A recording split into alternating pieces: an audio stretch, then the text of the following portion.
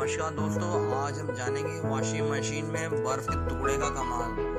हम जो डायर करते कपड़े में सुखाते हैं तो जिसमें हम बर्फ के टुकड़ों का इस्तेमाल करते हैं तो उसका फ़ायदा ये है कि आयरन लगाने की ज़रूरत नहीं पड़ेगी।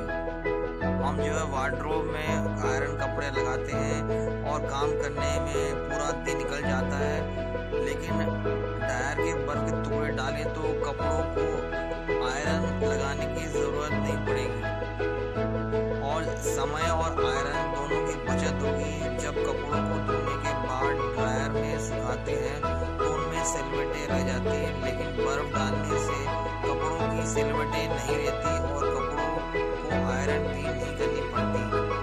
लेकिन ये काम कैसे करती है? डायर में कपड़ों को सुखाते वक्त उसमें बर्फ़ भी डालनी चाहिए।